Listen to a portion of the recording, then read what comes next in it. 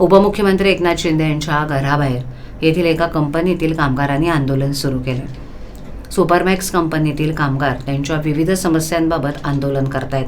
त्यांनी एकनाथ शिंदे यांच्या घराबाहेर मोर्चा नेत ठिय्या आंदोलनास सुरुवात केली। हातात पोस्टर्स घेऊन कामगार घोषणाबाजी करतायत। या आंदोलनाची माहिती शिवसेनेचे नेते नरेश म्हस्के यांना मिळताच त्यांनी आंदोलनकर्त्यांची भेट घेत संवाद साधला। मात्र आंदोलक कर्मचारी ऐकण्याच्या मनस्थितीत नाहीत, त्यामुळे कोणताही अनुचित प्रकार घडू नये यासाठी या परिसरात पोलिसांचा मोठा फौजफाटा तैनात करण्यात आलाय। मिळालेल्या माहितीनुसार ठाण्यातील 3 हात नाक्या शेजारी सुपरमॅक्स नावाची कंपनी आहे। या कंपनीतील कामगारांना त्यांचा पगार दिलेला नाही। गेल्या 3 वर्षांपासून कंपनी बंद पडली आहे, त्यामुळे पगार मिळावा यासाठी या कंपनीतील कर्मचाऱ्यांनी आंदोलनाचा पवित्रा घेतलाय। याआधी कर्मचाऱ्यांनी आंदोलन केलं होतं, मात्र त्यावेळेला कर्मचाऱ्यांच्या आंदोलनानंतर स्थानिक नेत्यांसह एकनाथ शिंदे यांनी तुमची देणी दिली जातील असं आश्वासन दिलं होतं। मात्र अद्यापपर्यंत कामगारांना देण्यात आलेल्या आश्वासनाची पूर्तता करण्यात आलेली नाही। त्यामुळे आंदोलकांनी मल्होत्रा फॅमिलीत उपाशी, कामगार उपाशी अशा आशयाचे पोस्टर्स घेऊन शिंदेंच्या घराबाहेर ठिय्या मांडलं। सुपरमॅक्स कंपनीनं या कंपनीत काम करणाऱ्या कामगारांना कोणतंही कारण न सांगता थेट कामावरून काढून टाकलंय, असा आरोप कामगारांकडून करण्यात येतोय।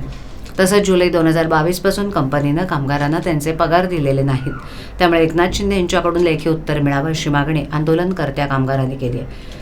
घटनास्थळी शिवसेनेचे नेते नरेश म्हस्के जातात। त्यांनी आंदोलकांशी चर्चा करत संवाद साधला।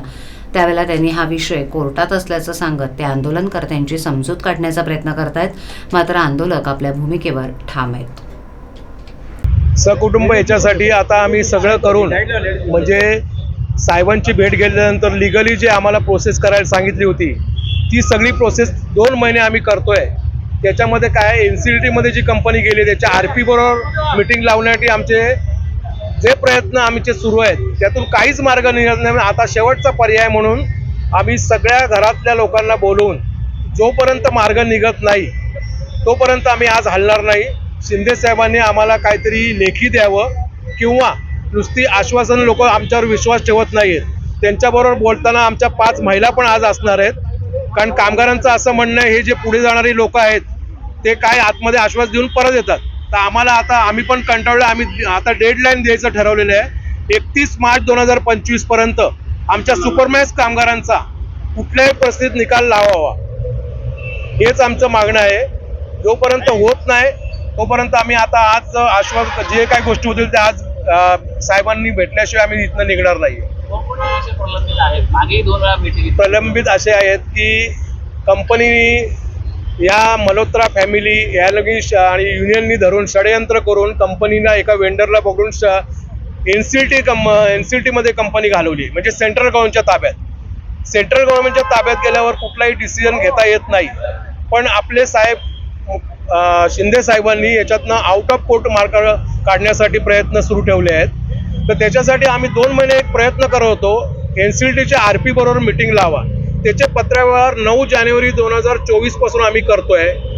आज तगात आम्ही तुमचं काम प्रलंबित आहे, तुमचं काम सुरू आहे असे जर आश्वासनं मिळत असेल, कामगार हैराण झालेत, आमचे 60 कामगार मृत्युमुखी पडलेत, तर आम्ही हेच करत बसायचं का? आश्वासन घेऊन लोकांना मेसेज टाकत राहायचे का?